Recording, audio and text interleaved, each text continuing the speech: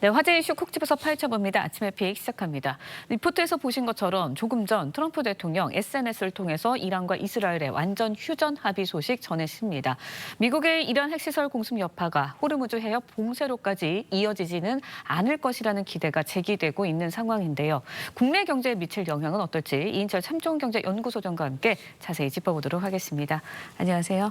네, 지금 속보가 계속해서 전해지고 있습니다. 트럼프 대통령이 이란과 이스라엘 완전한 휴전 합의했다.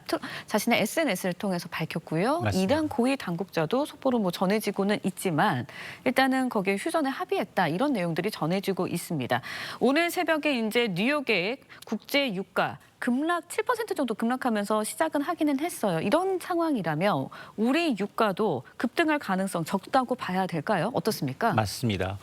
사실 트럼프 대통령의 SNS로 전쟁 상황이 실시간으로 바뀌고 그러니까요. 있습니다. 조금 전 SNS를 통해서 24시간 후면 예. 이스라엘과 이란이 12일 동안 진행됐던 전쟁이 종식하기로 합의를 했다라는 겁니다. 완전하고 전면적인 휴전에 합의했다라고 주장을 하고 있는데 그럼에도 불구하고 트럼프 대통령의 특성상 좀 플러핑 아니야? 예. 과장된 쇼맨십 아니야라는 우려가 있었는데 어쨌든 지금 이스라엘과 이란 측 고위 관계자의 말을 인용해서 합의했다라는 내용이 전해지고 있습니다. 사실 뉴욕 증시에서 이게 선반영됐어요. 국제유가가 7%나 떨어졌습니다. 예. 기억하시겠습니다만 사실은 이스라엘이 이란 기습 공격하자마자 장중 국제유가 60달러대에서 70달러 찍었고요. 2차 지난 주말 미국이 기습적으로 이제 이란 예. 핵시설을 공습하니까 이 북해산 브렌트는 80달러까지 뛰었어요. 그래서 야 국제유가 이러다 이제 호르무즈 해협 봉쇄되면 예. 3차 오일 쇼크 오는 게 아니냐라는 우려가 커졌는데 어쨌든 오늘 새벽에 이란이 보복을 했는데 미국이 사전 통보했습니다. 그래서 트럼프 대통령은 땡큐. 고맙다 이란. 먼저 사전 통보해줘서 인명피해가 없었다라고 예. 밝히니까 오히려 그러면 이란 의회가 지금 호르무즈 해협 봉쇄는 의결을 했지만 최종 결정을 하지 않았기 그렇죠. 때문에 극한 상황으로 치닫지는 않을 것이라는 기대감이 커졌는데요. 실제로 서부 텍사스산 중진류의 경우에는 배럴당 68달러대까지. 그러니까 어머로 표면적으로 보면 예. 2주 동안 아무것도 없었던 일이 된 겁니다. 북해산 브렌트유도 71달러대로 떨어졌는데 그 이면을 들여다보면 트럼프 대통령이 가장 취약한 건 뭐냐? 이란이 무서운 게 아니라 미국의 민심이 무섭습니다. 사실 물가 때문에 대통령 됐거든요. 그런데 지금 휴가철 앞두고 국제유가가 급등한다. 그러니까요. 이게 가장 큰 내년 중간 선거를 앞둔 아킬레스 건이기 때문에 앞서서 트럼프 대통령이 어떤 SNS를 날렸느냐. 예. 드릴 더 베이비 더 드릴.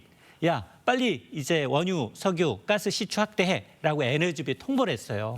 그만큼 기름값에 예. 트럼프 대통령이 민감하게 반응을 하고 있습니다. 네, 일단은 호르무즈 해협 봉쇄 가능성은 지켜봐야 되는 상황이 됐고요. 그렇다 보니까 그동안 예의주시해왔던 우리 산업계도 일단은 상황을 좀 관망하지 않을까라는 생각이 드는데 만약에 해협이 봉쇄가 됐다면 우리 산업계에 미칠 영향 그리고 휴전이 된다면 우리 실질적으로 진짜로 휴전이 된다면 이루어진다면 우리 산업계에 미칠 영향 어떻게 비교할 수 있을까요? 우리가 아직까지는 중동산 원유 수입 비중이 압도적으로 높습니다. 예. 70%. 가까이 근데 되더라고요. 이 예. 호르무즈 해협이 어떤 곳이냐면 사실은 폭은 50km밖에 안 되는데 대형 유조선이 지나가기 위해서는 수심이 10km 이내야 되는데 모두 이란 영역입니다.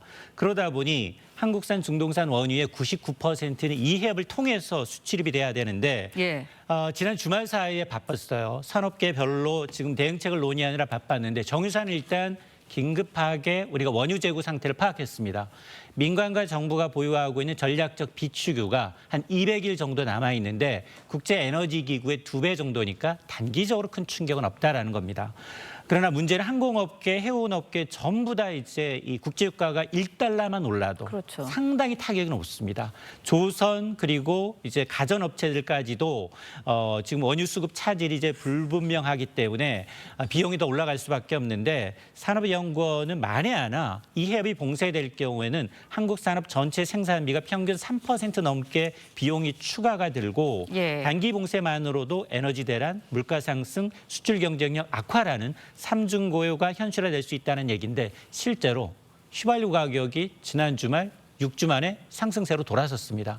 통상 국제유가는 2주에서 3주 정도 예. 되고 그래서 국내의 기름값이 반영이 되는데 이미 주유소들이 선반영하고 있다는 겁니다. 네, 일단은 그러면 이제 주유 가격은 좀 지켜봐야 할 것 같고요. 원달러 환율 이야기도 좀 해보도록 하겠습니다.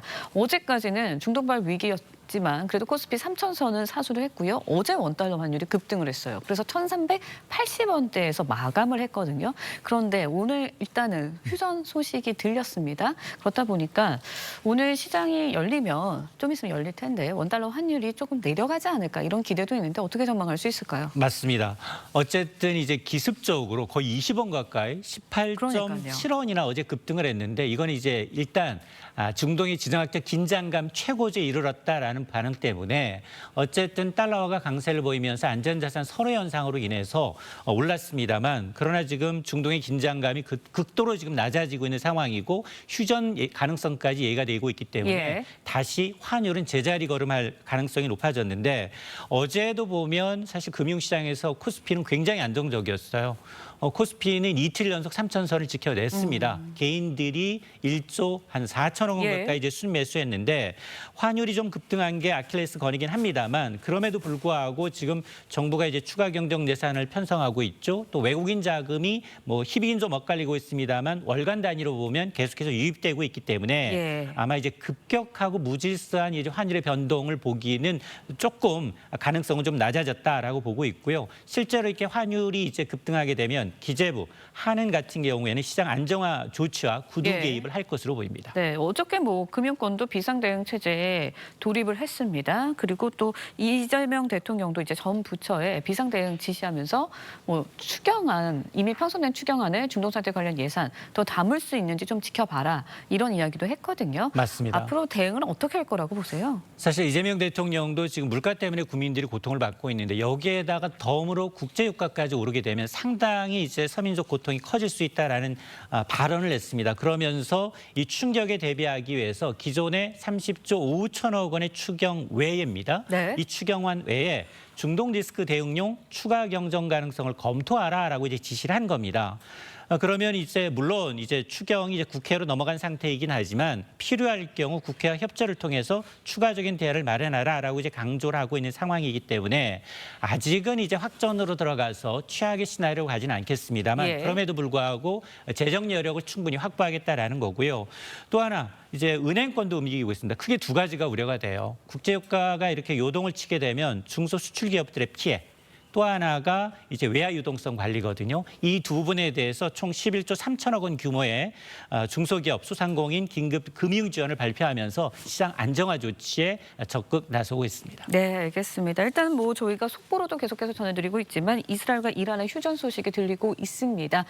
이것도 경제에 좀 반영이 돼서 중동발 위기가 좀 수그러들었으면 하는 바람입니다. 지금까지 이인철 참좋은경제연구소장과 함께 이야기 나눠봤습니다. 오늘 말씀 여기까지 듣겠습니다. 고맙습니다.